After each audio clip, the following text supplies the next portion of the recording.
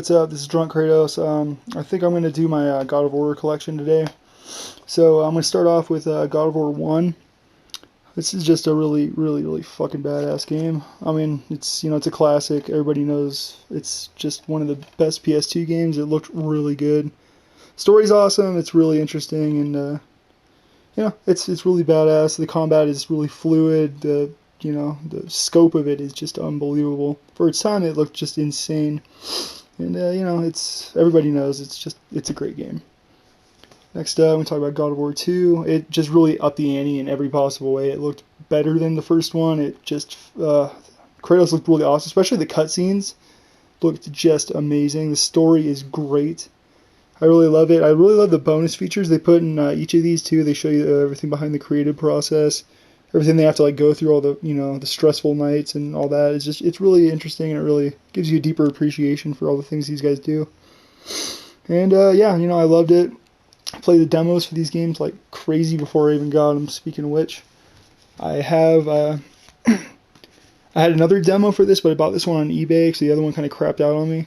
But yeah, this is the Hydra battle from the first God of War game. It's really cool. I got it on eBay for like $5 a few years ago. And, it's cool. I like the cover art. It looks really cool. And actually, once I can get this open, okay. This really shows a bunch of concept art, a bunch of really cool stuff. And, it's really cool. It's good shit. I don't know. And I get the same for God of War 2. It's the same basic thing. It's like the first 10 minutes of the game. Nothing's new or cut or different. It's the same thing. So, there's something to look into. And next we have God of War Chains of Olympus, the first PSP game that they released. It's awesome. I didn't think they'd be able to make a game as good as this on the PSP. It's basically PS2 quality. It looks about as good as the first God of War game, and that says a lot. It's a really awesome game, and it takes place right before the first God of War, and it's really awesome. So check it out. Next we got God of War Ghost of Sparta. Ghost of Sparta is the prequel to God of War 2, so it takes place right after God of War 1. And it's really awesome. It's the destruction of Atlantis. It looks really good. The story's really well written, and it's really awesome. My only gripe with it is how Kratos got his tattoo was a little stupid. Like, they could have come up with a way cooler story for it, but it's not even really in the main game. It's in an extra that explains it. So, not the biggest deal in the world, but it kind of annoyed me. It's kind of insulting the fans' intelligence, but whatever. Still a really good game, and if you still have a PSP kicking around, go ahead and, if you're on a flight, it's a really good way to, spend the time. Next, I'm going to talk about God of War 3, which is a direct continuation of God of War 2. It's fucking brutal. This is my favorite in the series. It's just unbelievably brutal. The graphics are just unbelievably beautiful. It looks really good. I mean, the Poseidon kill. The Hercules kill and the Poseidon kill are just two of the most brutal things I think I've ever seen in a game. And, I really loved it and explored more of the human side, kind of like Chains of Olympus did. They really kind of showed more of his humanity, which is, he's not just some angry rage monster all the time. He's a guy. He's got a soul. And let's see, we'll talk about God of War Collection. It's basically the same as on PS3, which I'll show you in a little bit. It's just got God of War 1 and 2 on it. And it's basically it's a direct port. I don't think there's any bonus features. I might be wrong. There might not be any making ofs on this. I haven't played this in a while. But it's really cool. Also, if you're on a fucking plane ride or a bus ride or whatever the fuck, it's a good way to kill your time.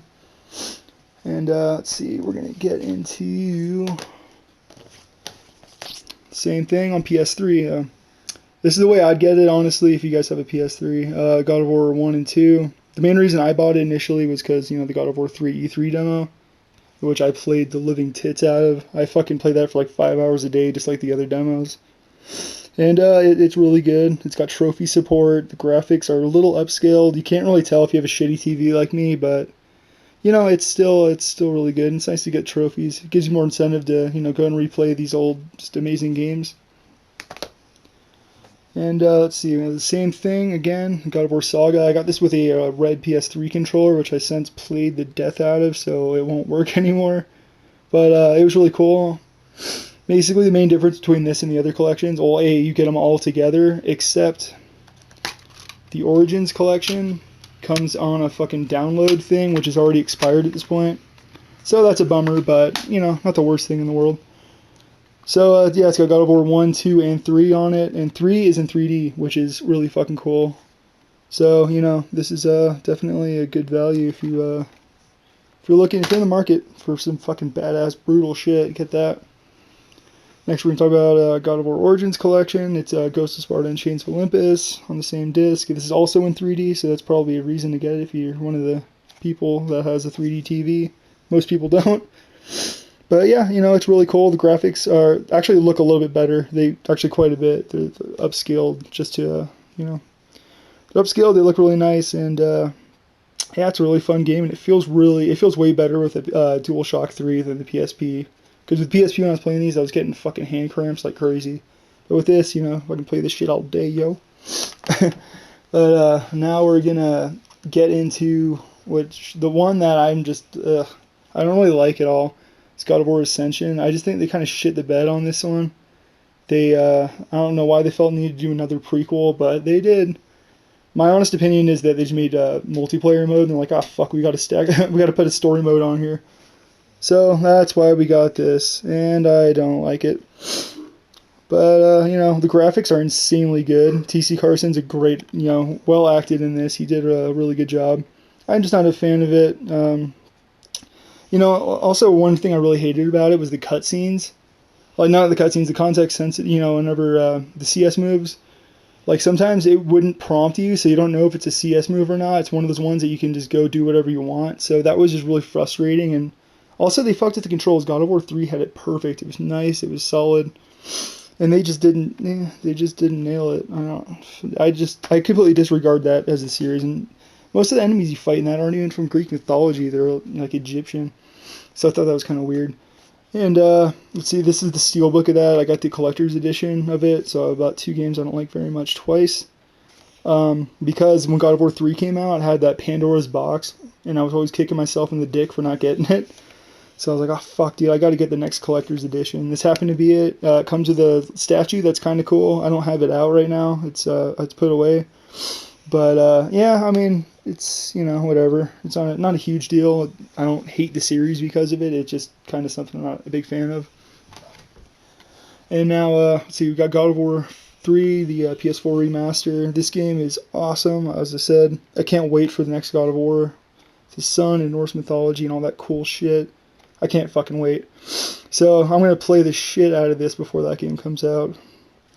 And yeah, this basically is the same as the God of War 3 on PS3, except I think once you beat the game, you unlock all the skins, which is cool. It gives you more incentive to want to play it again, but other than that, it's the exact same game. It looks a little bit better, but you can't tell unless you have like a really nice TV, like a 4K TV. I don't even think it comes in 4K. It doesn't. but whatever. Not a big, you know, whatever.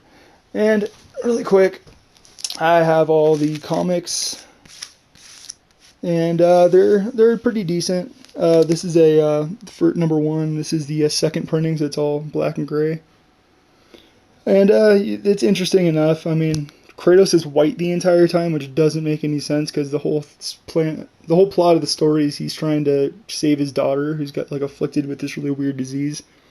So I thought that didn't really make any sense.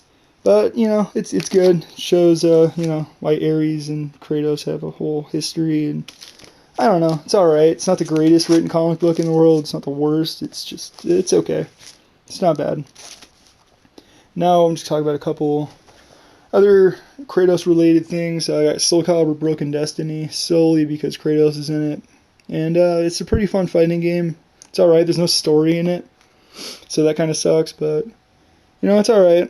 It plays fine. I used to love Soul Calibur 2, but that was basically the extent of my Soul Caliburing, you know, my past with, my history with Soul Calibur. I don't really care about the series, so, you know, whatever. Next, we got PlayStation All-Stars Battle Royale. This is a really fun game. I really wish it would have taken off. like a PlayStation version of Super Smash Brothers would have been the tits.